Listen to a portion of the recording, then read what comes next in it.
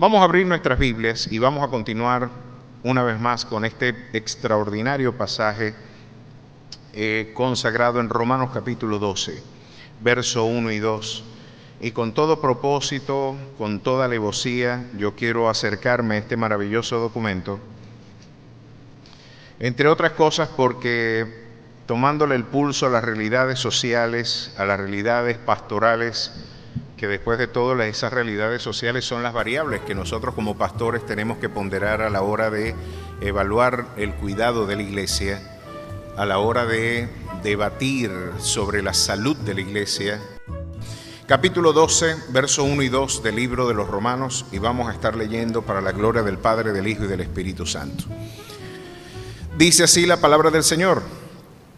Así que, hermanos, os ruego por las misericordias de Dios que presentéis vuestros cuerpos en sacrificio vivo, santo, agradable a Dios, que es vuestro culto racional. No os conforméis a este siglo, sino transformaos por medio de la renovación de vuestro entendimiento, para que comprobéis cuál sea la buena voluntad de Dios, agradable y perfecta. Este ha sido un texto que para mí ha tenido tanto valor en términos de mi labor pastoral, ministerial y apologética, que ya muchos de ustedes deben recitarlo de memoria de tanto que lo hemos empleado. Pero siempre me brinda una excusa para poder atender algunos de los desafíos, no solo apologéticos, que por los cuales ustedes ya saben que yo siento una profunda carga ministerial. De hecho, este fue mi primer ministerio antes de yo ser pastor. La labor que yo emprendí en mi juventud universitaria era de presentar defensa ante la comunidad universitaria de los valores de nuestra fe. Una cátedra libre, que pienso es una invitación a todo el sector universitario de esta iglesia también, es poder adelantar este tipo de esfuerzo y de espacio. La cátedra libre se llamaba Humaluz, una mano de amor para la Universidad del Zulia. Y fue el esfuerzo de un grupo de jóvenes cristianos y de profesores universitarios cristianos que encontraron una cátedra libre para exponer nuestras ideas con absoluta libertad académica y abrirlas al debate incluso. Teníamos a personas con la cabeza blanca sentados de aquel lado del auditorio esperando solamente, ¿verdad?, exponer y denigrar nuestra fe. Pero hay algo que el Evangelio tiene, mis amados hermanos, y es que la ciencia bien entendida, la razón bien entendida y encaminada, nunca va a rivalizar con este libro. Este libro es inexpugnable porque el mismo Dios que hizo al átomo es el mismo Dios que redactó este libro. Así que no van a conseguir inconsistencias. Pueden conseguir inconsistencias entre la comunidad científica y la comunidad de fe, claro que sí. Pero entre la auténtica ciencia, que también tiene un origen divino, porque como lo decía Guillermo de Ockham, toda verdad es divina, sea donde se encuentre, toda verdad tiene un origen divino, pues la verdad misma viene a respaldar lo que la verdad eternal de su palabra, que es la única y suficiente para nosotros, ya afirmó. Así que en ese contexto apologético, pues nosotros nos hemos formado. Y a pesar de ese desafío que permanentemente tenemos en una permanente lucha espiritual con estos valores, llevando cautivo todo pensamiento a la obediencia a Cristo, porque este es el escenario de nuestra batalla espiritual, mi amado hermano, las ideas. Para mí fue extraordinario y algo desafiante encontrarme con una manera de entender la fe valiente. En una ocasión Gerardo de Ávila me dijo, en un encuentro universitario de tantos que celebramos en la Universidad del Zulia, él lo dijo así abiertamente a la comunidad: si usted puede demostrar que mi fe es falsa, sería inmoral que yo la siga abrazando. ¿Por qué un cristiano puede decir eso con toda valentía? Porque estamos absolutamente convencidos de que Jesucristo es el camino, la verdad y la vida. Y Pablo mismo dice, de forma retórica a los corintios, y si los muertos no resucitan, entonces nosotros somos tenidos por falsos testigos de Dios y seremos los más dignos de conmiseración del mundo. Con esto quiere dar a entender, si lo que yo estoy predicando es falso, yo debería ser el hombre de mayor vergüenza y dolor, ¿verdad?, dentro de la comunidad de creyentes. Pero no es así. Cristo resucitó y es la esperanza de gloria para todos aquellos que en Él esperan. A su nombre sea la gloria. Hay una respuesta concluyente en Jesús. Me encanta y por eso trae tanta alegría a mi corazón saber que este culto es racional, algo que no puede decir el budismo zen, algo que no puede decir la minimalista teología islámica. Muchos de ellos tienen que divorciarse de un auténtico desarrollo personal para abrazar ese tipo de espiritualidades. No se puede ser un científico riguroso y ser un hinduista al mismo tiempo. No se puede. No se puede ser un budista riguroso y ser un biólogo riguroso también en vocabulario científico. No se puede ser. Tienen que vivir la vida como un trastorno esquizoide. Este es un ámbito de la espiritualidad, este es un ámbito de la secularidad y por lo tanto no tienen vinculación alguna. Pues esta vinculación de una cosmovisión integral, la fe cristiana sí puede predicarla. Y ya lo hemos dicho en reiteradas ocasiones, que los pueblos que abrazaron este libro como norma infalible de fe y de conducta, hoy son el destino migratorio de la mayor parte de las comunidades contrarreformadas.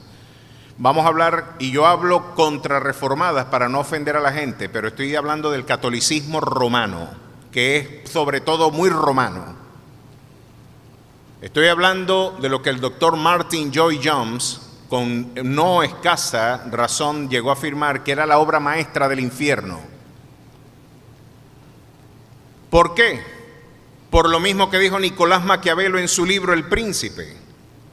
En el prólogo de la obra, César Borgia, obispo de, en este caso, era obispo también de la Iglesia romana, de la Iglesia occidental, y el Papa León X, que fue el Papa con el que tuvo que confrontar Lutero, aquel que vendía con la venta de indulgencias, logró todo el esplendor de la Florencia y de la Toscana, que hoy también es destino turístico de mucha gente, para visitar a la capilla para visitar, por supuesto, a la capilla de San Pedro, a la catedral y a la basílica de San Pedro, perdón, y visitar, por ejemplo, la catedral y los monumentales esfuerzos arquitectónicos de Brunelleschi, por ejemplo, esos que son destinos migratorios y aún académicos para los estudiantes de arquitectura, de arte y de cultura. Eso se hizo con el dinero de gente que utilizó la simonía, ¿verdad?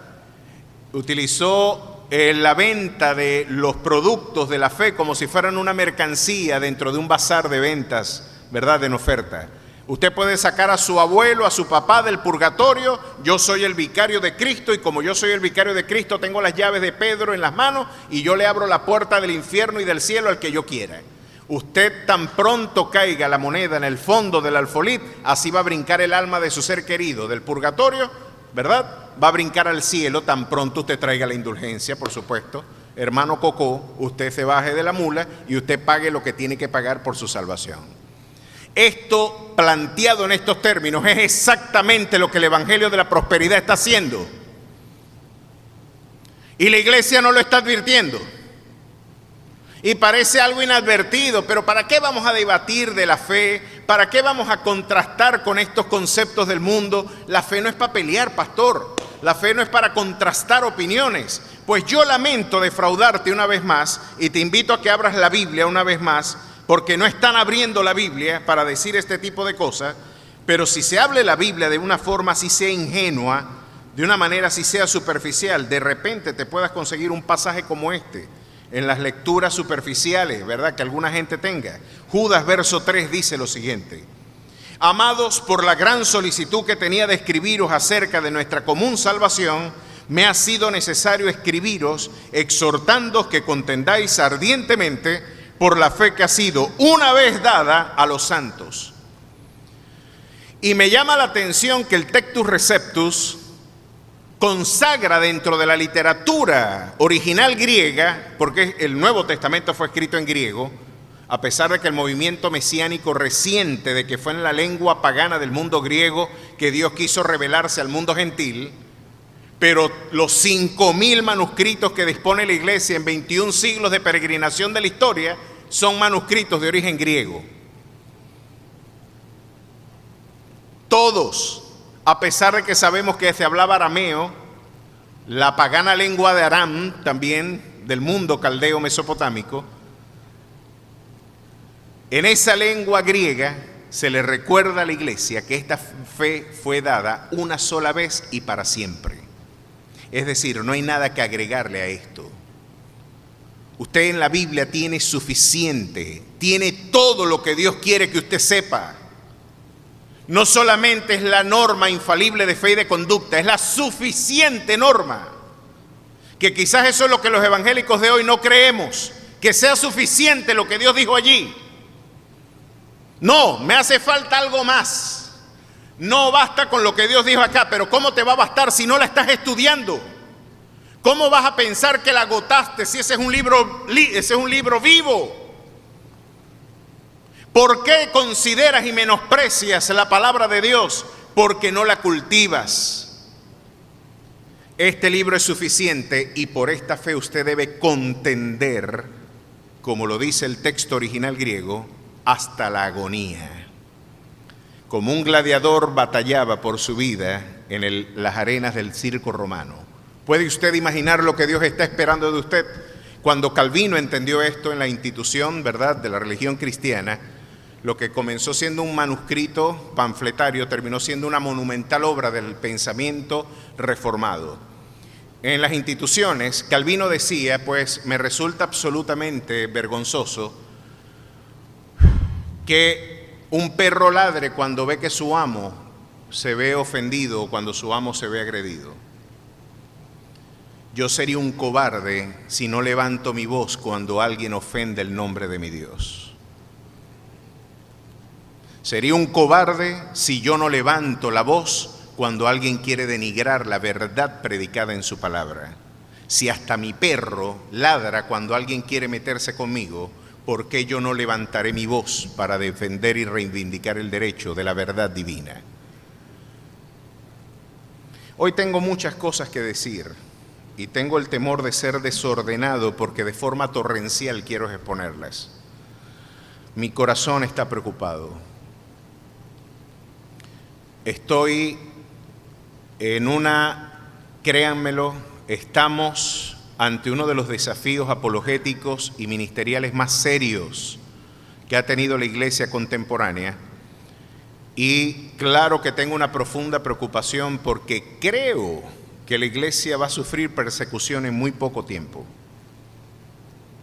La sábado sensacionalizada iglesia posmoderna, de los aires acondicionados, de las alfombras, de los multimedia, de los grandes recintos, hoy se va a ver incomodada por incompatibilidades entre la iglesia y el Estado. Y vamos a ver lo que Romanos capítulo 12, verso 1 y 2 tiene que decirnos como iglesia. Quiero hablar en primera instancia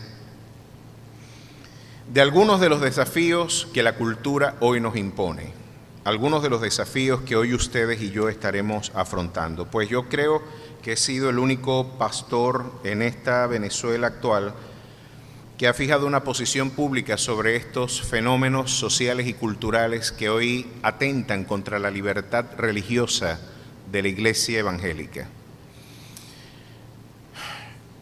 ¿Por qué la iglesia evangélica es un riesgo político en este momento? Vamos a hablar con todas las letras. Yo sé que mi persona puede ser objeto de estudio después de que yo di un debate público ante los medios de comunicación sobre ideología de género con un personero del partido Cambiemos. ¿Ustedes recuerdan ese debate? ¿Recuerdan el debate sobre la ideología de género? ¿Recuerdan cómo desnudamos, en este caso, al expositor de estas ideas, cómo ellos aún desconocen los fundamentos doctrinales, teológicos y filosóficos de este movimiento? Lo único que a ellos les interesa es que les aprueben un matrimonio, una unión civil, que le den estatus jurídico a un encuentro, ¿verdad?, lascivo y sodómico. Lo único que yo quiero que tú respetes mi unión civil con otra pareja, pero no se están dando cuenta de que estos planteamientos filosóficos tienen profundas implicaciones en el ámbito de las libertades civiles para la iglesia cristiana y para el mundo en general. Destruye, por ejemplo, un concepto fundamental del derecho, que es la igualdad ante la ley. Y ya vamos a ver por qué. Pero quiero exponerles por qué el pueblo evangélico hoy es un peligro para algunos sectores políticos. Porque si para el año 1999 estábamos en un ritmo de crecimiento de 10,000 creyentes por minuto, ¿puede usted imaginarlo? Esto lo publicó Pablo Alberto Deiros en su libro Protestantes en Latinoamérica, donde en varios ensayos bien interesantes, este historiador de origen argentino nos expone, los cristianos evangélicos están creciendo de una manera tan impresionante que, por ejemplo, para que ustedes se den una idea, los evangélicos en Brasil están creciendo 4 veces más rápido que la población, el índice de natalidad de la misma población brasileña. Es decir, que por cada niño que nace en Brasil, están naciendo de nuevo en Cristo 4 personas. Nació un niño nuevo, pues hay 4 evangélicos más. Háganse ustedes una idea de las proporciones. Ya en Guatemala, en cuestión de menos de 2 décadas, vamos a ser la mayoría religiosa de Centroamérica. Ya en Guatemala tenemos más del 40% de la población es cristiana, protestante o en este caso evangélica. Tenemos en El Salvador las mismas proyecciones. Tenemos en Panamá el 29%. Venezuela junto con el Uruguay son los países de menos desarrollo que no hemos llegado ni siquiera al 20% de la población. Aunque algunos estiman que ya lo somos, nuestras proyecciones eran del 18%, pero y después que una comunidad supera el 20%, involucra un riesgo político serio. ¿Por qué los evangélicos somos un problema en este momento para algunos sectores que impulsan estas agendas globalistas? Y usted se preguntará, ¿qué es eso de globalista, pastor? Pues el programa globalista es toda esta agenda que desde las Naciones Unidas, desde sectores como el Fondo Monetario Internacional, desde diversos sectores como la fundación de George Soros y de Bill y Belinda Gates, desde la IPPF y la Planned Parenthood, que es la agencia proabortista más grande del mundo, que ya yo les he reiterado en distintas ocasiones, que duplica el número de los McDonald's en el mundo. Hay 33.000 McDonald's en el mundo y ellos tienen 66.000 clínicas proabortistas. Lo que sucedió fue que el presidente Trump cortó las subvenciones, ¿verdad?, que el Estado brindaba para el aporte del mantenimiento de las campañas proabortistas. Ya no hay subsidios para abortar de forma gratuita en los Estados Unidos y de alguna manera ellos tienen que expandir sus mercados, por supuesto, en América y en el resto del hemisferio. Pero tenemos esta agenda globalista que está impulsando desde sectores muy poderosos. Nicolás Márquez y Agustín Laje, en su libro El Libro Negro de la Nueva Izquierda, le atribuyen esto como un fenómeno solamente de la izquierda, pero esto no es un fenómeno de la izquierda solamente. Esto es un fenómeno también de la derecha y de los grandes sectores financieros internacionales. Es una agenda de proporciones que matrimonió a estos dos sectores antagónicos. Herodes y Pilatos hoy se matrimoniaron para asesinar a Jesús. Herodes y Pilato estaban molestos, pero se contentaron cuando hablaron de darle muerte a Jesús. Hoy Herodes y Pilatos están volviendo por sus fueros. Y el Vaticano tiene a uno de los representantes más conspicuos del movimiento globalista como líder político y espiritual. ¿Qué es el globalismo? La agenda de ideología de género, que es un programa, el programa más ambicioso que ha conocido la historia para la destrucción de la naturaleza humana. De hecho, afirman de que la naturaleza humana no existe.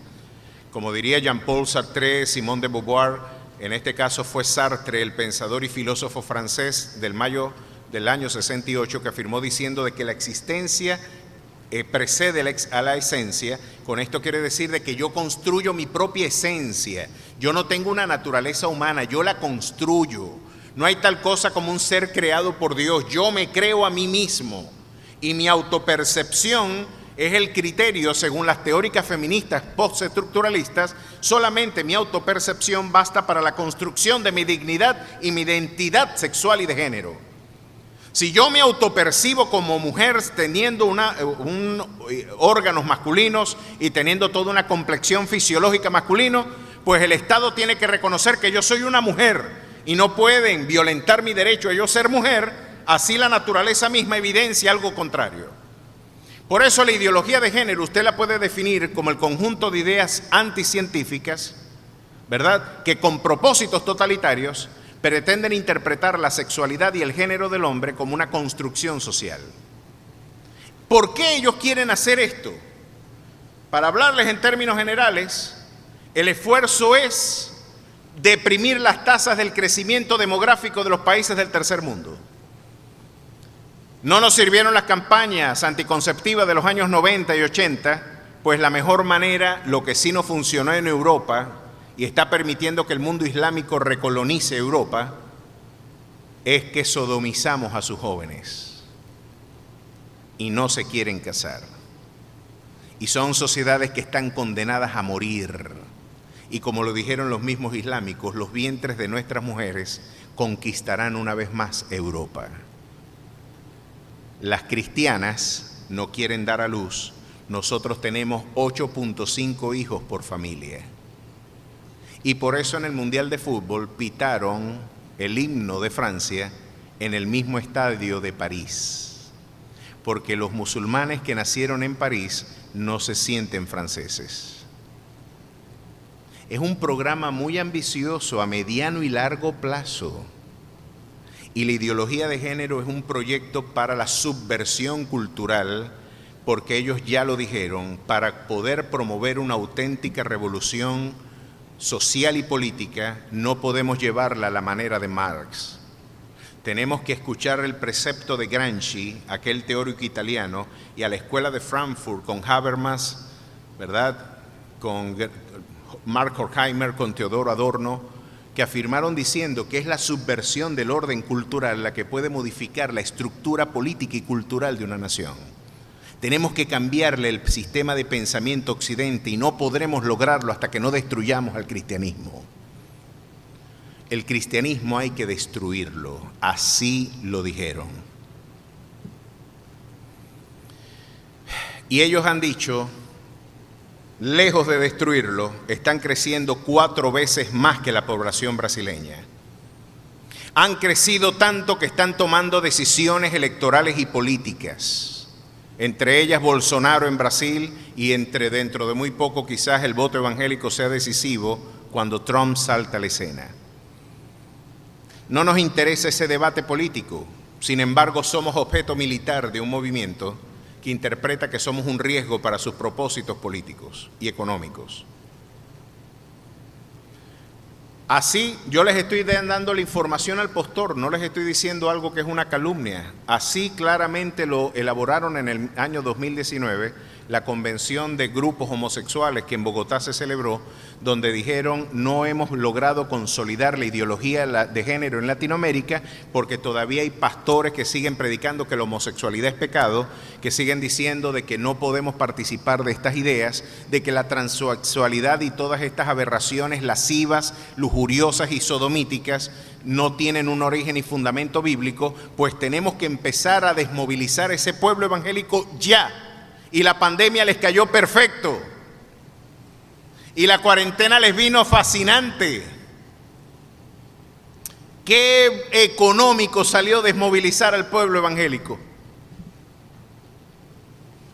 Pero van por más. Y por eso Romanos 12, 1 y 2 hoy lo quiero invocar como bandera de nuestro manifiesto contracultural.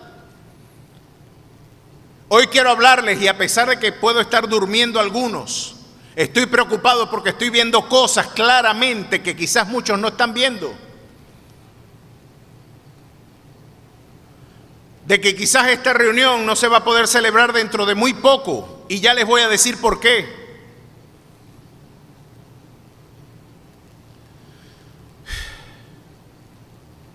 Lloro al imaginarme, mis amados hermanos, que este programa desde el siglo XIX se está persiguiendo. Y hoy lamentablemente dijeron, no vamos a poder con ese pueblo. Hemos contratado brujos para meterles maldición, pero nos hemos dado cuenta de algo que la misma Biblia dice. Cuando contrataron a Balaam para maldecir al pueblo de Israel, el pueblo y Balaam dijo, no podemos maldecir a ese pueblo porque bendito es. No hay hechicero, no hay agorero, no hay brujería contra el pueblo de Dios, porque la sangre del Cordero nos protege. Estamos bajo la cobertura de su sangre. Estamos justificados pues por la fe. Tenemos paz para con Dios por medio de nuestro Señor Jesucristo. A su nombre sea la gloria. Un pueblo invicto, un pueblo condenado a vencer, Un pueblo que está bajo la égida del Rey de Reyes y Señor de Señores. No se puede vencer a ese pueblo a través de invocar maldición o persecución contra él. ¿Cuál será la única manera de vencer ese pueblo? Y el libro de Apocalipsis le da una pista, nos da una pista de cuál fue la estrategia de aquel falso profeta que quiso maldecir al pueblo y no pudo. Pero dijo, chicos, yo me tengo que ganar esos reales que me están ofreciendo. Porque dice la Escritura que amó el premio de la maldad. Porque el que sirve a Dios por dinero, Bergoglio,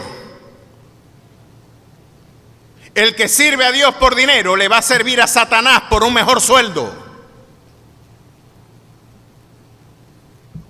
Por eso la Iglesia Católica es romana. Claro que es romana, muy romana. No responden a principios sino a intereses. El único bastión que tenía el Vaticano lo está perdiendo en Latinoamérica.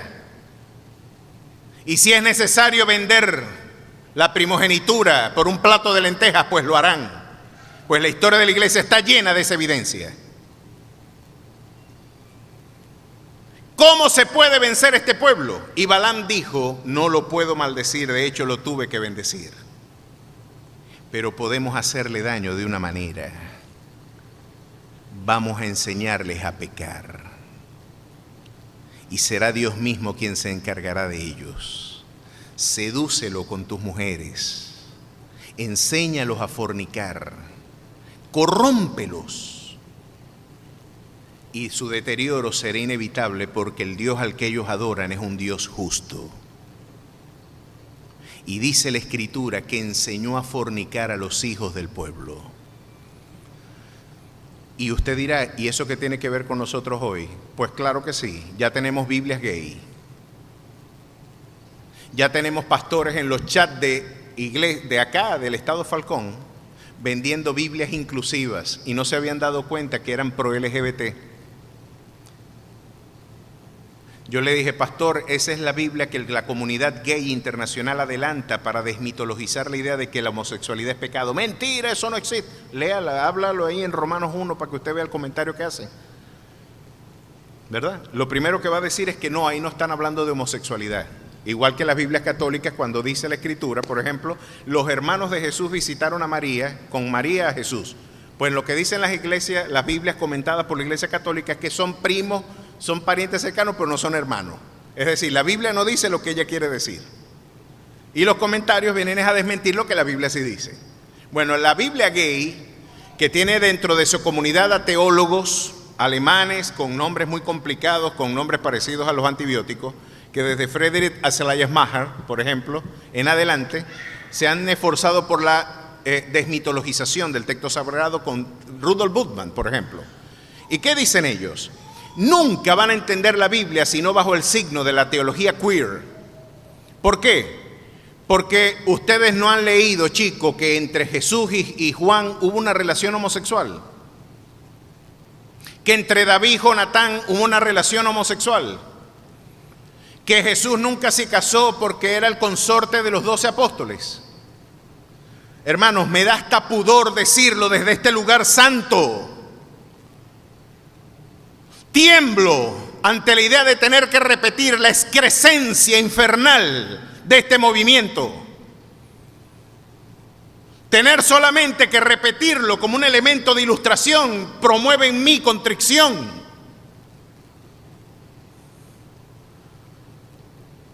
Nunca los evangélicos vamos a entender la Biblia porque no hemos entendido que el auténtico amor es entre hombre y hombre.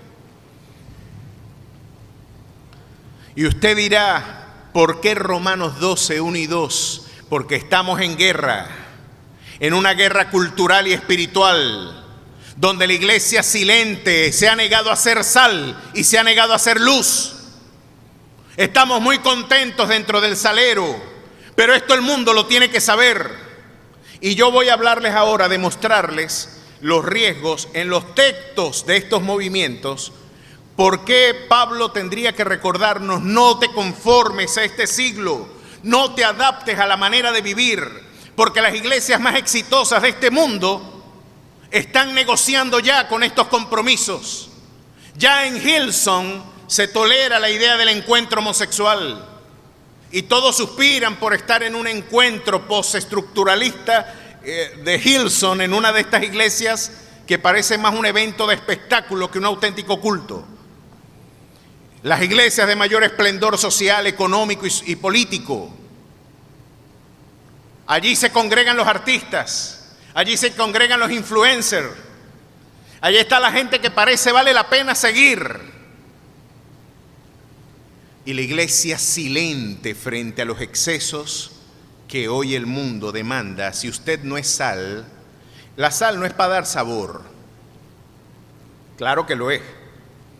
Pero cuando la Biblia habla de la sal, en un sistema donde no existía refrigeración comercial ni refrigeración doméstica, la única manera de preservar algo de la corrupción era echándole sal. Y cuando Dios nos llama sal de la tierra, está diciendo: ustedes son el único factor que impide la corrupción, que es inherente a la condición humana. La predicación de ustedes es el único muro de contención frente a los excesos infernales que atesora el corazón en su propia humanidad. Ustedes son la luz, porque no hay luz en otro lugar. Si la lámpara se apaga, ¿dónde van a ver? Hemos olvidado el sentido épico de nuestra fe. Hemos olvidado el sentido que debemos nosotros luchar. Tenemos una guerra por librar. Tenemos algo que decir. Y no estamos hablando de violencia, por el amor de Dios.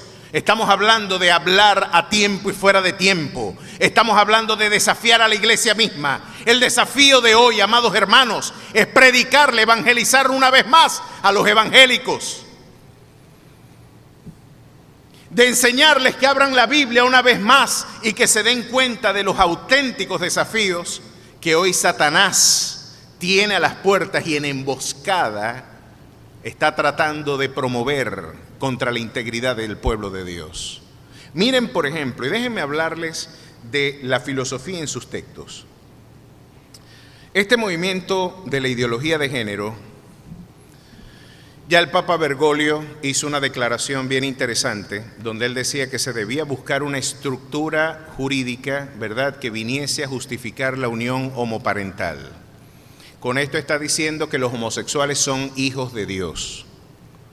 Hay una diferencia entre ser criatura de Dios y otra cosa es ser hijo de Dios. No es lo mismo ser una criatura que ser un hijo. Todos somos criaturas de Dios. Pero hijo es solamente aquel que en Él cree, y el que en Él cree guarda sus mandamientos. Hijo es aquel que ha nacido de nuevo, producto de la regeneración espiritual por la presencia del Espíritu Santo. Y usted no puede ser llamado hijo de Dios, a pesar de que parece muy popular, parece muy democrático y socializante la idea de incluir dentro de la familia de Dios a todo el mundo. Lo cierto es que si usted no cree en Cristo Jesús, usted está perdido. ¿Quiere que se lo demuestre con la Biblia? Vamos a ver lo que dice Juan por acá, pues. Abra su Biblia en Juan capítulo 1. En Juan capítulo 1 le dan a usted la respuesta clara y contundente. Y miren lo que dice acá. Verso 9 del capítulo 1. Aquella luz verdadera que alumbra a todo hombre venía a este mundo. En el mundo estaba y el mundo por él fue hecho, pero el mundo no le conoció. A lo suyo vino y los suyos no le recibieron. Mas a todos los que le recibieron, a los que creen en su nombre, les dio la potestad de ser hechos hijos de Dios. A los que creen en su nombre, los cuales no son engendrados de sangre, ni de voluntad de carne, ni de voluntad de varón, sino de Dios. No todos son hijos de Dios, mis amados hermanos, todos son criaturas, pero es hijo de Dios aquel que en Él cree y ha experimentado la regeneración del Espíritu. Ahora, ¿qué pasa con los homosexuales? ¿Qué pasa con esta gente? ¿Será que están bien delante de Dios? Primera de Corintios capítulo 6, verso 9, subráyelo para que tenga cómo responder, porque habrá más de un católico confundido al ver cómo su líder espiritual les está destruyendo la iglesia. Y habrá más de un católico decente que se estará preguntando por qué esto está pasando. ¿Cómo va a ser posible? La infalibilidad papal no se la creen ni ellos mismos. Capítulo 6, verso 9.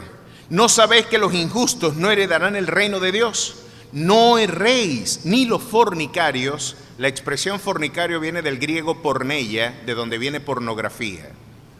Así que el que consume pornografía es un fornicario en vocabulario bíblico. No hace falta que usted tenga encuentro sexual. Si usted ya ha consumido pornografía, usted en vocabulario espiritual no es una señorita ni un hombre casto. Ya usted ha fornicado.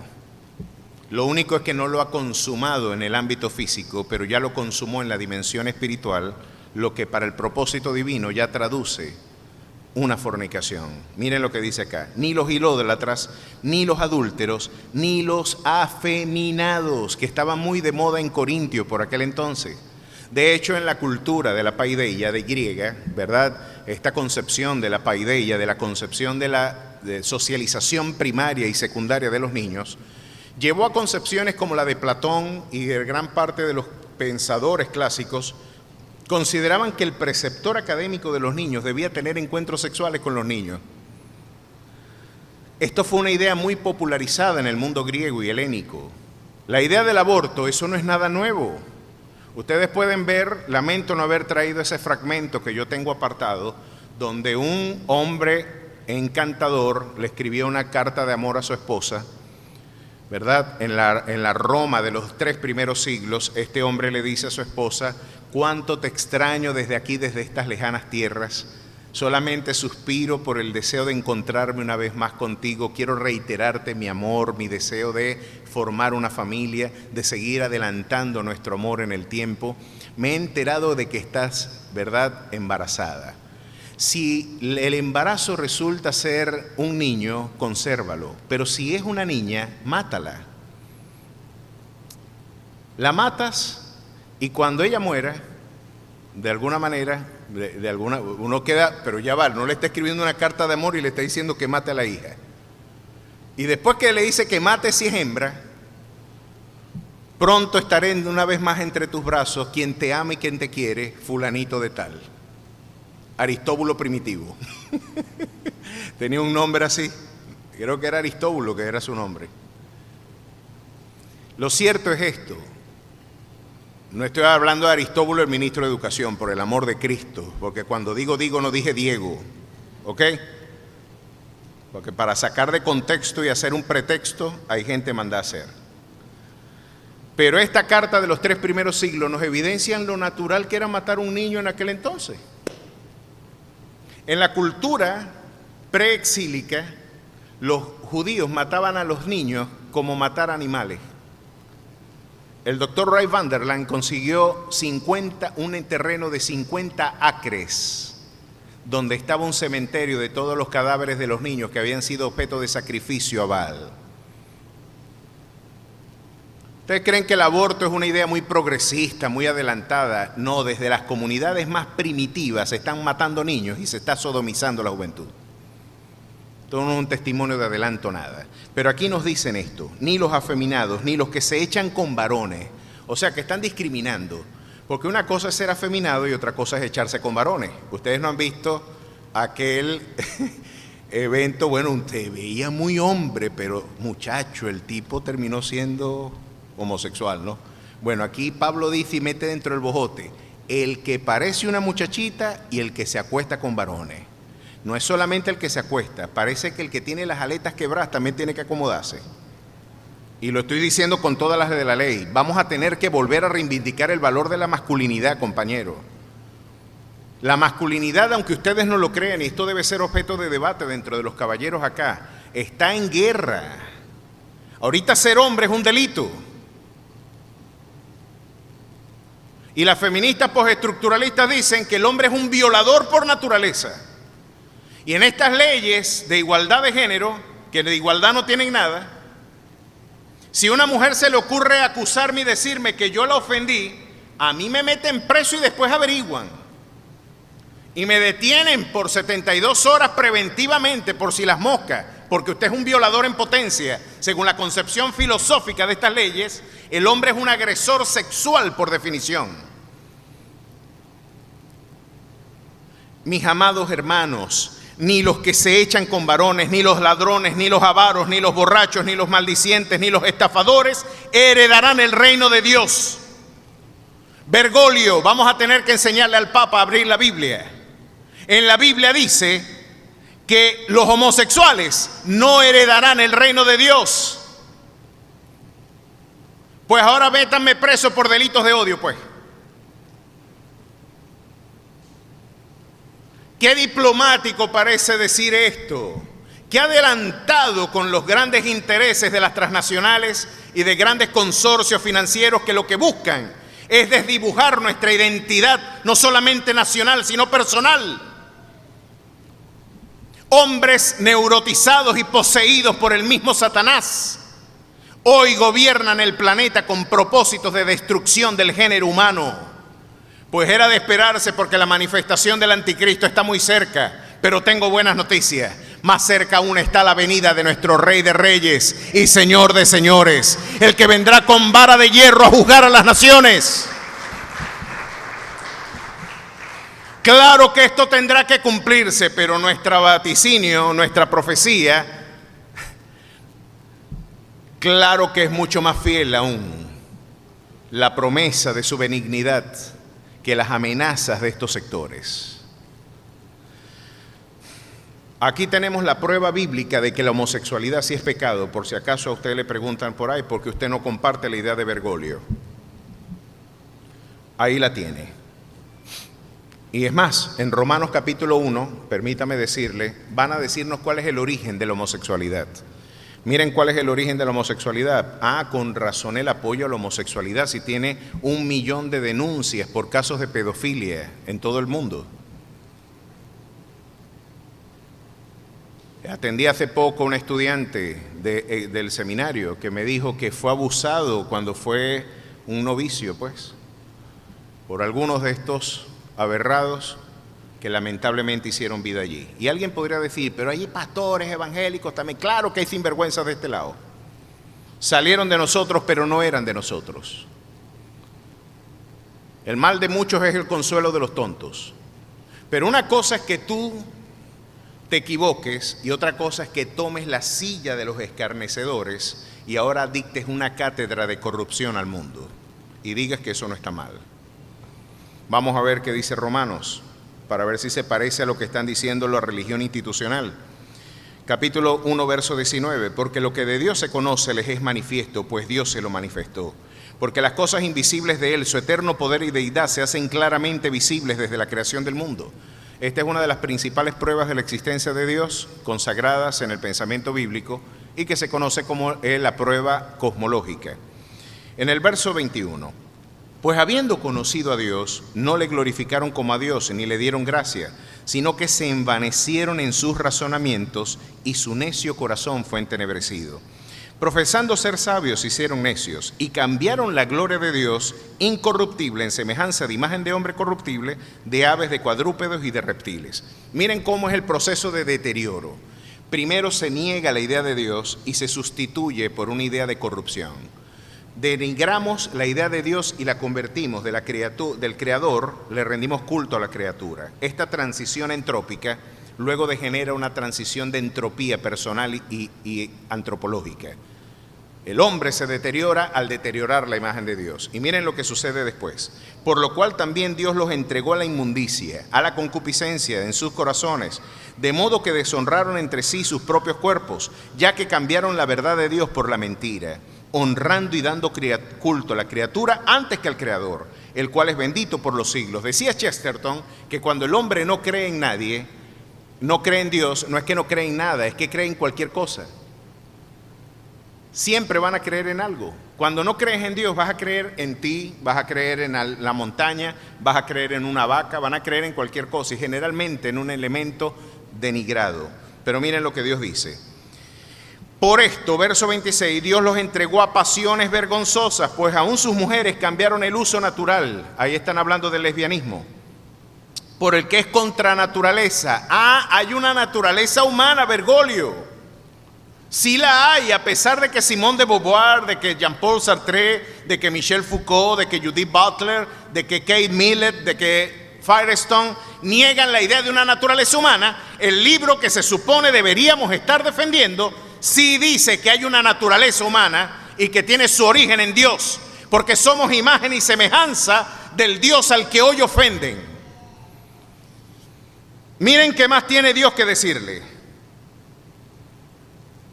Y de igual modo también los hombres, dejando el uso natural de la mujer, se encendieron en su lascivia unos con otros, cometiendo hechos vergonzosos, hombres con hombres, y recibiendo en sí mismo la retribución debida a su extravío. Más claro no puede cantar el gallo. Así o más claro. La Biblia dice, y usted tendrá que escoger si apoyar esa basura o ser cristiano. Aquí no hay medias tintas, hermano. Usted va a tener que elaborar una seria reflexión personal y llegar a un punto y entender, Dios mío, ¿a dónde me llevaron estas ideas? Ya dejé claro la postura bíblica. Ahora permítame decir lo que los promotores de este movimiento dicen en sus propios labios. ¿Por qué Romanos 12, 1 y 2 cuando dice preséntense como sacrificio vivo? Porque una de las respuestas que la iglesia tiene frente a los desafíos apologéticos y a los desafíos que el mundo nos impone es presentarse precisamente como un cordero inmolado ante la presencia de Dios. Lo que la iglesia militante debe decir, Señor, yo siento una cosa, pero no es lo que yo siento, es lo que tú quieres que suceda. Yo soy tu siervo, yo soy un sacrificio vivo para ti. Yo soy un instrumento de tu voluntad, no alguien que quiere imponerla. Yo quiero decir, como decía Pablo, con Cristo estoy juntamente crucificado y ya no vivo yo, sino que vive Cristo en mí. Esa es la militancia cristiana. La militancia cristiana es morir a nosotros para vivir su vida. La respuesta del creyente frente a la cultura hegemónica, la contracultura cristiana, es presentarse como un cordero sacrificado ante la presencia de Dios. Debemos morir a nosotros y decir, Señor, aquí estoy, haz conmigo lo que mejor te parezca. Dime qué debo decir, dime qué debo predicar, dime qué debo decirle a un mundo que marcha sin ningún tipo de orientación ni rumbo a la condenación eterna. Porque el infierno existe. Y una de las cosas que se están diciendo es que cuando sigamos predicando el infierno, a esos fundamentalistas evangélicos hay que meterlos presos. Fue lo que ya sucedió, hermano, en otros países con esta legislación. ¿Por qué? Porque el infierno es un elemento de opresión religiosa y totalitaria. Estás tratando de imponer temor a los creyentes. Vamos a tener que permitirte predicar si tú permites esta versión edulcorada del Evangelio. No puedes predicar el Evangelio completo. Tienes que predicar el Evangelio de Dorothy Sawyer, o más bien el que Dorothy Sawyer denuncia como una de las cualidades de la iglesia de hoy. Vamos a quitarle al león de la tribu de Judá las garras. Vamos a quitarle los colmillos y lo vamos a convertir en un gatito doméstico para que no ofenda a nadie. No hables del infierno, eso no existe. No hables de los pecados y las transgresiones, eso ya es pasado, ¿vale? Olvídate de eso, no hables de esas cosas. Vamos a hablar de paz, de autoayuda. Vamos a dar 5 pasos para hacerse más rico, 5 pasos para ser más feliz, 5 pasos para ser más exitoso en esta basura mercantilizada en la que han convertido el púlpito de hoy. Con razón decía Spurgeon, llegará el día en donde no tendremos pastores, sino payasos entreteniendo cabras. Hombres que hoy se han atrevido a decir, claro que sí, hay que, ya. Un pastor amigo en Maracaibo, formado en un seminario de Colombia, ya se confesó abiertamente pro LGBT. Hay que desechar todas esas tradiciones nuestras, ¿vale? Hay que desarraigarlas, hay un nuevo horizonte, una visión más inclusiva de la fe. Pues estás incluyéndolos dentro del infierno, porque no hay salvación sin Cristo Jesús, y sin santidad nadie verá a Jehová. A su nombre sea la gloria. No hay alternativas, no hay atajos. No hay un evangelio edulcorado, no hay un evangelio en oferta. Es Cristo en vosotros, la esperanza de gloria. Y ese Cristo no puede presentarse mutilado. Hay un Dios que está enojado y el mundo tiene que saberlo. ¿Por qué? Permítanme leerlo. Desde los inicios del pensamiento marxista, Engels escribió un libro titulado El origen de la familia y la propiedad privada y el Estado, que fue publicado en 1884. Permítanme decirle algunos de los detalles que ellos predican. Miren lo que en una de sus páginas dice Engels, para que ustedes vean. El estudio de la historia primitiva nos revela un estado de cosas en los que los hombres practicaban la poligamia y las mujeres la poliandría, y en el que por consiguiente los hijos de unos y de otros se consideraban comunes. Parece que esta comuna hippie, esta visión de la comuna hippie, tu mujer es mi mujer, yo soy el hombre de todas, todas son mujeres mías. Él decía que esta noción de familia es el origen de la concepción capitalista y de la propiedad privada. Hay que destruir el último anclaje del capitalismo, que es la familia, porque allí se privatiza la vida marital. Eso es intocable. Y parece que es el último escondite del hombre, porque todos los movimientos totalitarios tienen algo en común con el cristianismo. Como se lo dijo en el Tribunal del Pueblo, uno de los jueces del movimiento nazi se lo dijo a Dietrich Bonhoeffer: el problema con ustedes los cristianos y nosotros los nacionalsocialistas es que tanto ustedes como nosotros necesitamos al hombre completo. Yo no solamente necesito sus votos, yo no solamente necesito su compromiso partidista, yo necesito a ese hombre militando en mi partido en espíritu, alma y cuerpo. Y tu fe rivaliza con mi proyecto político. Miren qué más tiene que decir acá. Esto es para empezar con ese libro de la propiedad privada. Bueno, en las sociedades primitivas parece que el original era que los hombres tuvieran cualquier tipo de mujeres y las mujeres tuvieran cualquier hombre, y los hijos son hijos del pueblo. No son hijos de nadie, son hijos del Estado, ¿verdad? De esa estructura burocrática totalitaria. Pero él sigue agregando: el hombre es en la familia el burgués, la mujer representa en ella el proletariado. La operación hegemónica no puede ser más clara. Lucha de sexo y lucha de clases tienen origen en lo mismo y deben en consecuencia unirse para acabar con el sistema que reproduce la dominación de las partes subalternas, claramente identificadas, mujeres y obreros. Es decir, el matrimonio es una estructura de opresión donde el hombre es el burgués y la mujer es la explotada. Por lo tanto, hay que destruir esa institución. Vamos a ver qué más tienen que decir. Permítanme leerle uno de los asentamientos de uno de los manifiestos pro-LGBT fundamentales del día de hoy. Quiero hablarles de Shulamit Firestone, esta aberrante pensadora que uno ve la foto y no se imagina que puede haber todo este infierno de ideas en el corazón de alguien. Miren lo que llegó a afirmar. Cosas como estas. Las feministas tienen que cuestionar no solamente toda la cultura occidental, sino también la organización de la cultura en sí misma e incluso la propia organización de la naturaleza. Ahí empieza la agresión al concepto de naturaleza. Muy bien, vamos a ver lo que dice acá. Lo personal es político, esta noción de Kate Millett, afirma esto: la familia pasa a ser considerada pues como la principal institución social que reproduce las estructuras patriarcales.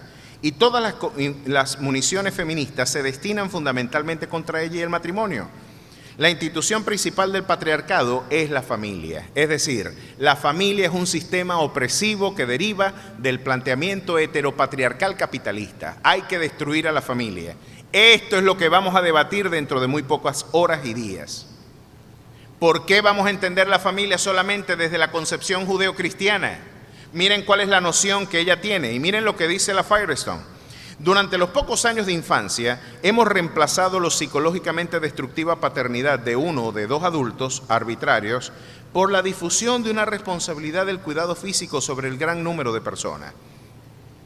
El niño todavía puede formar relaciones íntimas de amor. El niño puede todavía formar relaciones íntimas de amor, pero en lugar de desarrollar una estrecha relación con una decretada madre y padre, el niño puede ahora formar sus lazos con gente de su propia elección de cualquier edad o sexo. Por lo tanto, todas las relaciones entre adultos y niños se han elegido mutuamente. ¿Saben qué está diciendo esta mujer? Que los niños pueden filosófica y psicológicamente unirse en relación íntima y sexual con los adultos. Vamos más, si usted tiene estómago, permítame seguirle leyendo. Y poco después sentencian, si el niño puede elegir relacionarse sexualmente con los adultos, incluso si él debe escoger su propia madre genética, no habría razones a priori para que ella rechace los avances sexuales debido al tabú, a que el tabú del incesto habría perdido su función. ¿Sabe qué está diciendo? Que el niño puede tener relaciones sexuales con su madre. Vamos a seguir leyendo a los grandes eminencias del movimiento profeminista, pro-LGBT, del matrimonio igualitario. Vamos a seguir leyéndola. Las relaciones con niños incluirían tanto sexo genital como el niño sea capaz de recibir. Probablemente, considerablemente, más de lo que ahora creemos. Yo no sé cómo no les ha caído una centella paría a esta gente, porque apenas puedo leerles a ustedes en este lugar santo lo que están diciendo. Que un niño puede tener relaciones sexuales tanto él pueda soportarlo, y generalmente él soporta más de lo que tú puedes creer.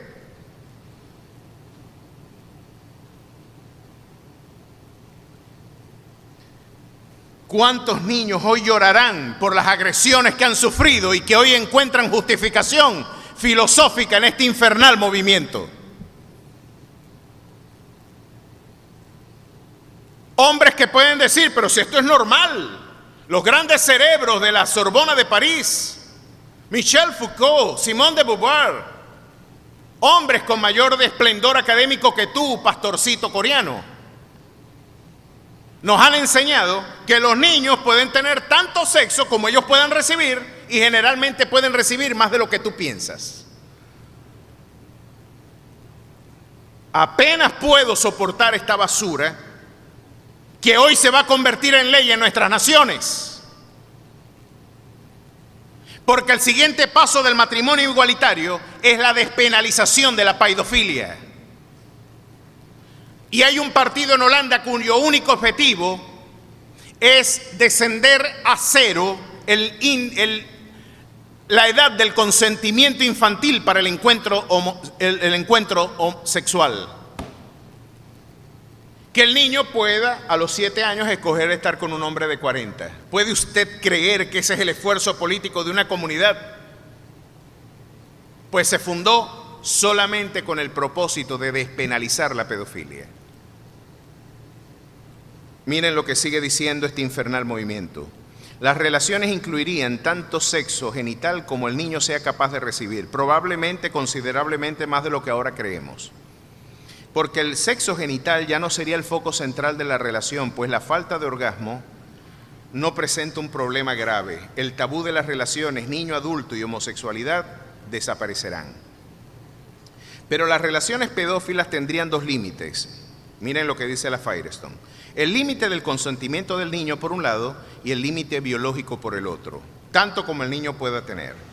Estoy haciéndolos entender con esta denigrante lectura la gravedad del problema al que nos vamos a enfrentar. Miren qué más. Firestone, por ejemplo, recomienda que a los fines de que los niños no crezcan reprimidos sexualmente, sean los padres quienes los inicien en su vida sexual.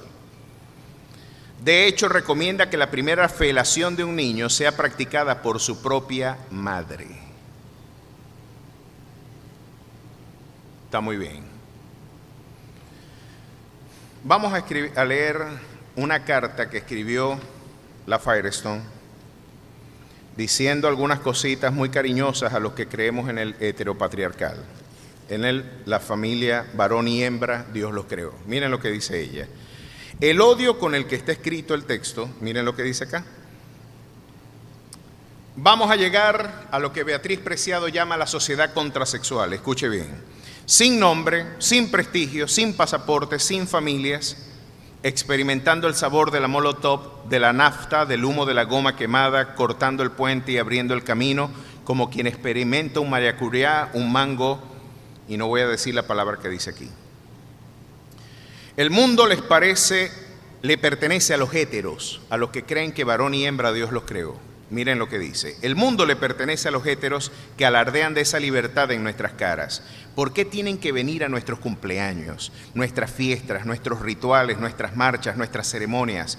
No queremos tolerarlos, ni deseamos su asquerosa dádiva gay, friendly, en este caso apoyo, de integración, respeto a la diversidad. No queremos sus leyes antidiscriminación, no los queremos a ellos. El mundo le pertenece a los héteros y estamos en guerra contra su régimen. Esto es una apología de la violencia. Vamos a devolver el ataque, vamos a combatir al enemigo con nuestra violencia. El mundo les pertenece a los héteros y no nos lo cederán voluntariamente. Habremos de tomarlo por a fuerza, habremos de forzar, no voy a decir la palabra que dice aquí. Un ejército de puños no puede ser derrotado. No voy a decir tampoco lo que dice, todo lo que está diciendo que pueden introducirse cosas por distintos lugares y así experimentar lo que ellos disfrutan, ¿no? Para que ustedes no queden en el vacío de lo que estoy diciendo, de la hilvanación brillante de ideas, tan brillante y tan esplendorosa como las marchas gay, que son muy estéticas también. Un ejército de puños, y miren lo que dice acá, una carcajada negra que suena a diabólica y heterosexuales. Miren lo que están diciendo, que de ellos saldrá una carcajada negra diabólica, porque ya ellos se confiesan abiertamente anticrísticos, y no tienen vergüenza de decir que es una carcajada satánica. Ya tenemos una explícita manifestación de lo que ellos consideran un movimiento satánico y no les da vergüenza decir que eso es satánico. Miren lo que dice acá. Un ejército de puños no puede ser derrotado. No voy a decir lo que dice aquí. En sus caras de heterosexuales conternados, estiércol, flatulencias, lluvias doradas, una carcajada negra que suena diabólica y alegre brota de nuestras tripas promiscuas. No nos identificamos con ustedes, desperdicio del capitalismo que impulsan. Con mucha alegría afirmamos, no tendremos hijes. ¿Saben que ellos dicen hijes? Porque si dicen hijos son machistas, ¿verdad? Y ellos se han inventado una nueva forma de vocabulario donde hoy algunas universidades españolas sacaron un nuevo calendario donde no sea un calendario inclusivo, pues en lugar de tener enero, febrero, marzo, abril, mayo, junio, julio, el calendario que ellos promueven es enero, febrero, marzo, abril, mayo, junio, hasta llegar a diciembre. Esta es la manera en la que ellos interpretan, ¿no? Que es la forma de inclusión. Y no tendremos hijes, no tendremos hijos. ¿Por qué? Adoramos la soledad, celebramos, acompañamos e insistimos en la destrucción de toda la relación de pareja, monogamia, uniones sentimentales, heterocompromisos, enamoramientos, amor romántico o relaciones agazapadas bajo, no voy a decir la palabra, el estiércol de amor libre. Todas establecen territorios y jerarquías de opresión. Hay muchísimo más que aquí se nos dice, y con esto termino, para que ustedes más o menos se hagan una idea. Han dicho, tenemos que destruir a la familia heterosexual, eso hay que destruirlo. Las uniones que ustedes tienen con su familia son un objetivo militar de este movimiento. Y miren lo que dice acá. Así lo que busca otra vez es negar la realidad biológica de nuestros cuerpos para inventar excentricidades que subvierten las funciones eróticas de los miembros. Según ellos, no voy a seguir leyendo, me da hasta pena leérselos, hermanos, si les soy honesto. Me da hasta pena, pero hice el esfuerzo de quererles leer lo que allí dice. Voy a darles una paráfrasis de lo que me negué a leer ahorita para que no queden con la angustia de saber qué otras cosas dicen. Ellos dicen que la función reproductiva nosotros nos la inventamos, eso no es por naturaleza. El hombre es algo que en verdad es delirante. Ellas dicen que las mujeres disfrutan la sexualidad y el hombre disfruta la sexualidad en vocabulario heterosexual, es porque la cultura capitalista nos enseñó que el sexo era así. Pero cuando vengan las reformas y logremos subvertir el auténtico orden cultural en vocabulario gramsciano, nosotros vamos a poder experimentar, dicen ellas, ¿verdad? Beatriz Preciado, que las mujeres y los hombres podrán tener el clima sexual a través de la estimulación del brazo. Porque va a ser se va a hacer un esfuerzo por territorializar los espacios erógenos de una manera distinta a las que el capitalismo emprendió. O sea, mientras tanto no van a tener hijes, porque eso es opresive para cualquier forma de poder. Es opresive al matrimonio y la heterosexualidad, el matrimonio de unión y mujer. La mujer es una obrera porque le reproduce el capital sexual al hombre a través de los hijos. Y ustedes son una fábrica que el hombre como burgués administra para la reproducción de sus genes, pero hay que romper con esa relación opresiva y la mejor manera es en unión lésbica. La mujer se reivindica, la manera más excelsa de reivindicación sexual es la unión de una mujer con una mujer, ni siquiera de un hombre con un hombre, sino de las dos promotoras de la vida. Mis hermanos, esto que parece un debate inocuo y que el Papa dijo que está bien, va a traer consecuencias apocalípticas y descomunales a la teología contemporánea. Van a ver a pastores que se van a vender y que por afán de lucro van a sumarse a estas ideas. Lo va a pasar, porque el que sirve a Dios por dinero va a servir a Satanás por un mejor sueldo.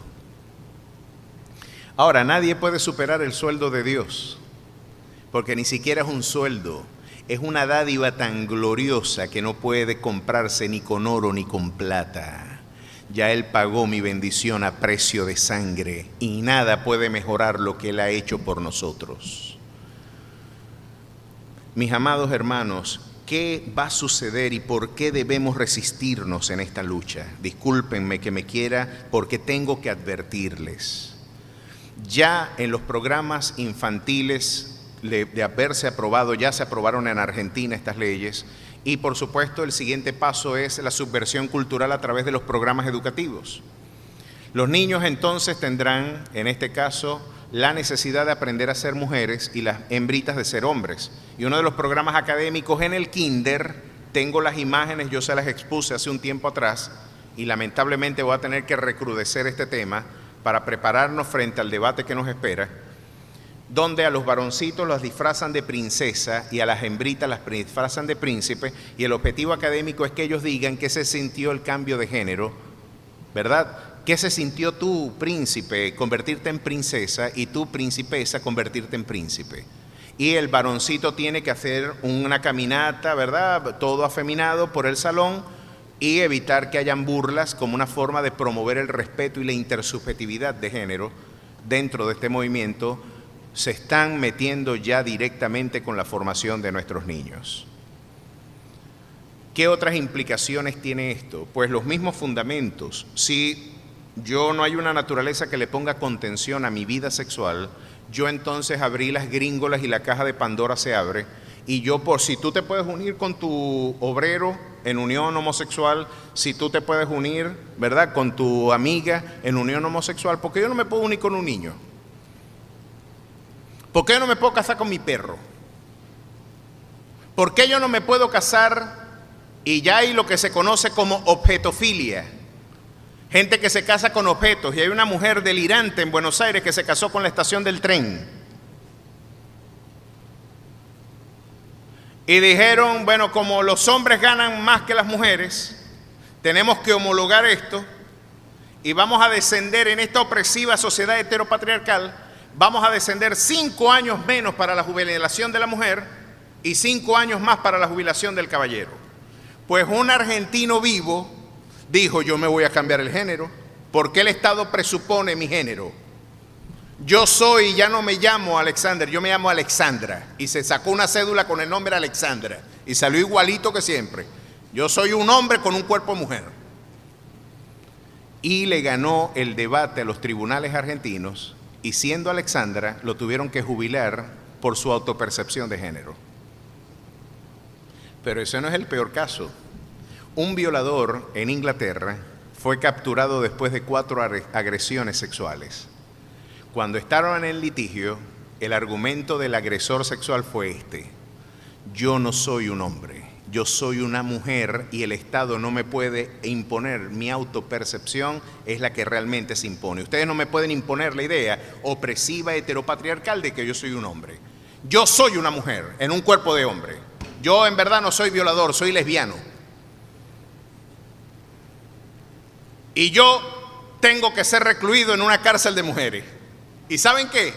Tuvieron que meterlo en una cárcel de mujeres y agredió sexualmente a 2 mujeres. Es que no puede sostenerse un sistema sin Dios. Es imposible que usted quiera edificar si no es sobre la roca eterna, cuya obra es perfecta y que ninguna iniquidad hay en sus pasos. La iglesia tiene que ser sal y luz, no solo por la integridad nuestra. No es nuestra libertad solamente la que está en juego. Está en juego la libertad de la cultura occidental. Está en juego las libertades civiles aún. Porque el auténtico promotor de las libertades civiles, de las verdades y la igualdad ante la ley que ustedes hoy y yo disfrutamos, están fundamentadas en este glorioso libro.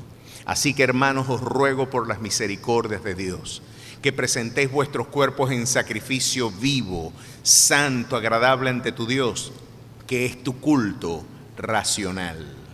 Si no lo celebras de esa forma, no será lógico tu culto, no será racional tu culto.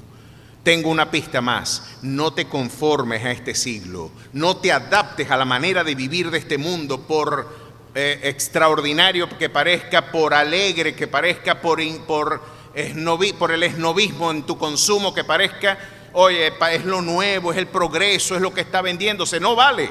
No te adaptes a la manera de vivir de este mundo. Transfórmate, renuévate en tu entendimiento. Y no conozco una manera distinta de renovarme sino a través de la gloriosa palabra de Dios, de que sigue siendo, no es ni siquiera vieja, ni siquiera es contemporánea, es eterna. Y esta seguirá siendo lámpara a nuestros pies y lumbrera a nuestro camino. Y el hombre no podrá encontrar libertad hasta que esta gloriosa verdad no se proclame en tiempo y fuera de tiempo, en nuestras iglesias y fuera de nuestras iglesias. Este desafío nos está invitando a salir del salero. Este desafío nos está llevando incluso a la cárcel quizás. Pero tenemos algo que decir, que Roma se le olvidó. Cuando querían perseguir a los cristianos por proclamar el evangelio, lo único que se logró fue multiplicarlo. Porque el poder de nuestro Dios se perfecciona en nuestra debilidad. Y hoy tenemos que decir como manifiesto de nuestra militancia: con Cristo estoy juntamente crucificado, y ya no vivo yo, sino que vive Cristo en mí. A su nombre sea la gloria. No hay medias tintas. Una iglesia que ama a la familia, una iglesia que ama el matrimonio, una iglesia que ama a los niños y quiere protegerla. Una iglesia que está dispuesta, porque para mí el vivir es Cristo y el morir es ganancia. Pero la única forma en la que sí nos pueden tomar una zancadilla es si usted compra esa basura. Si usted le deja un poquitico, como decía Wesley, lo que una generación tolera, la próxima lo abraza. Lo que tú dejaste y toleraste con tus niños después lo van a abrazar. La verdad os hará libres. Y yo no tengo con esto, quiero hacer una confesión. El homosexual merece nuestro amor. El homosexual, al igual que el adúltero, el fornicario, necesita el espacio terapéutico de la iglesia. Y están nuestros brazos abiertos para brindar, así como yo recibí, ¿verdad?, restauración en otras áreas distintas a las que él afronta, pero igualmente pecado. ¿Quién puede negar? Alguien diría: bueno, esto es usted que no batalla con esas orientaciones. Pero el que a mí me gusta en las mujeres, el que yo mienta o el que yo tenga otro tipo de ambiciones que las espirituales, también me hace reo de culpa. Porque el heterosexual que hoy sueña con otra mujer es tan culpable como el homosexual que hoy se acuesta con hombres. Y ambos están expuestos a la condenación. Tanto el homosexual como el heterosexual promiscuo necesitan restauración, y en la iglesia hay un espacio para brindar ese consuelo y esa restauración. No me interesa a mí perseguir la privacidad de nadie, ni quiero imponer mi fe de manera totalitaria a través de ejercicios jurídicos, a través del Estado, no. Lo que me niego es que la autopercepción de una comunidad deformada y sodomítica hoy quiera imponerse de forma arbitraria y totalitaria a través de la legislación de un país que, de aprobarse, yo voy a ser objeto de judicialización porque me niegue a casar una pareja homosexual. Porque las peluqueras que no quieran peinar a unas dos lesbianas que se van a casar para no participar de ese pecado, usted puede ser objeto también de culpa por no querer participar del pecado, pues está en riesgo nuestra libertad civil y nuestra igualdad ante la ley. Es nada más y nada menos lo que estamos debatiendo. Que cada quien haga lo que mejor le parezca en su vida privada, después le tendrá que rendir cuentas a Dios. Pero como lo dijo Josué después de cruzar el río, yo y mi casa serviremos a Jehová. Llegó la hora de la valentía, mis hermanos, y la manera en la que usted debe afrontar esto es con valentía. Los cobardes, dice la Escritura, no heredarán el reino de los cielos. Y curiosamente, en el libro de Apocalipsis, los cobardes estaban primero que los fornicarios. Porque quizás por cobardía la iglesia ha dejado de hacer la comisión delegada. ¿Y usted quiere una de las mejores pruebas de la presencia del Espíritu Santo en alguien? Es valiente. No teme. Como dijo Agustín, teme a Dios y no le temerá jamás nada. Él será el auténtico baluarte de nuestra victoria. Manténganse firmes en la militancia. Estamos en abierta guerra y la iglesia debe, con ánimo pronto y con voluntad inflexible, predicar a tiempo y fuera de tiempo. Nos hemos desmovilizado, es verdad, pero todo esto se está sumando a una estrategia que solapadamente la iglesia desconoce. El pueblo evangélico necesita ser silenciado. Para que estas agendas infernales prosperen, solamente el pueblo evangélico tiene una respuesta. Solamente nosotros podemos decir que es Cristo en vosotros la esperanza de gloria.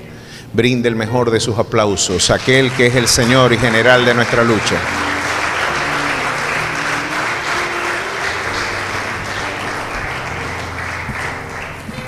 Creo que fue Lincoln el que dijo en una ocasión: nunca una nación llegará más lejos de lo que sus hombres estén dispuestos en valentía a emprender. Creo que nunca llegaremos muy lejos si nuestros hombres no están dispuestos a morir por sus ideas. ¿Y saben cuál es uno de los signos del mundo posmoderno? Cobardía. Es una cultura cobarde. Es una cultura que tiene temor a la reprobación social. ¿Qué van a decir de mí?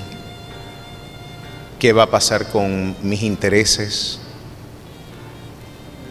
Y hoy nuestra comodidad quizás es nuestro peor enemigo.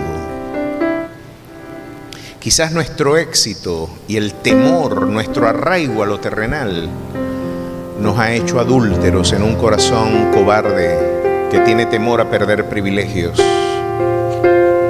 Pues qué bueno que Dios permite estas contingencias para probar qué es iglesia de lo que no es iglesia. Pues la pandemia nos va a dejar solamente el oro.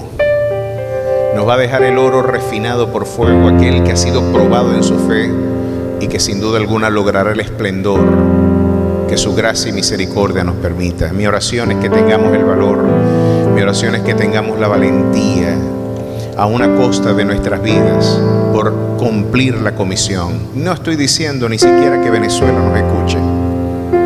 Mi deber no es convencer, mi deber es hablar. La convicción viene del Espíritu Santo, no es de mí, por elocuente, ¿verdad? O el denuedo que yo pueda tener. No es mi elocuencia y mi habilidad verbal o retórica la que le brindará convicción de pecado al hombre. Eso es una virtud divina. Pero dentro de muy poco estaremos debatiendo cosas trascendentales para nuestra iglesia. Y mi oración es que usted pueda ser un factor de cambio. Predique en su familia, hable de estos temas con sus hijos, hable en su trabajo, abra la Biblia y demuestre que lo que Bergoglio dijo es mentira.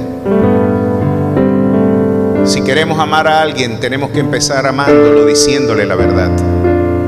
Si queremos restaurarte, amigo o amiga que batallas con orientaciones homosexuales, lo primero que tengo que recordarte es que la orientación sexual que has elegido te distancia de una comunión con Dios. No quiero ser un tribunal en tu vida. Yo quiero ser un catalizador de la libertad que necesita tu vida. Es Cristo en vosotros, la esperanza de gloria. Vamos a elevar nuestro culto, Dios. Yo le invito a que se ponga de pie y vamos a decirle a nuestro Dios: en este tiempo que yo he decidido seguir a Cristo, necesitamos decisiones firmes. Hoy he querido hablar para invitar a su militancia. Me preocupa ver el desánimo de algunos hermanos. Me preocupa ver cómo algunos ya se acostumbraron al culto virtual en WhatsApp. Me preocupa de que todo esto nos tome de sorpresa, quizás en nuestra peor condición espiritual, sin querer orar, sin querer buscar de su presencia. Nuestras disciplinas devocionales se han quedado a un lado y hoy necesitamos levantar la bandera de nuestro Señor en oración, en ayuno, en contrición, en búsqueda espiritual irrestricta, porque son tiempos difíciles lo que nos esperan. Mientras tanto, vamos a decirle a nuestro Dios: yo he decidido seguirte a pesar de las circunstancias. Hagámoslo en oración. Así es, Señor. Hoy rogamos como iglesia, maravilloso Dios, que tu dulce presencia, Espíritu Santo amigo, repose con virtud y valentía en nuestros corazones. Tu palabra nos enseña que no tenemos que tener temor cómo responder, porque tú darás la palabra en el momento oportuno. Hablaremos ante reyes, hablaremos ante autoridades, y tu dulce espíritu de vida nos dará palabra, nos dará orientación, dará el denuedo requerido y suficiente para presentar y hablar de las virtudes de aquel que nos llamó de las tinieblas a su luz admirable. Levanta, oh Dios, enciende una vez más la llama de tu espíritu en medio de tu pueblo, Padre. Que fervor renovado, Padre celestial, que ánimo pronto por búsqueda de tu rostro, Dios, se despierte en tu pueblo. Que tu dulce y preciosa sangre nos limpie de todo pecado, aún de nuestras omisiones, de nuestros silencios, de nuestra negligencia. Ayúdanos, oh Dios, con fervor renovado a seguirte irrestrictamente rumbo a la patria eterna, sabiendo que en ti tenemos una herencia incorruptible. Bendice a tu iglesia, bendice a nuestros niños y guárdales. Líbrales, oh Dios, de hombres inicuos y sanguinarios que hoy persiguen sodomizar a nuestras nuevas generaciones. Oh Dios precioso, levanta fervor, pasión, levanta un celo fervoroso por tu verdad, para que de manera irrestricta, oh Dios precioso, hoy podamos como nuevo Josué decir al mundo: yo y mi casa serviremos a Jehová. A tu nombre sea la gloria. Brinda el mejor de los aplausos al Dios de nuestra victoria.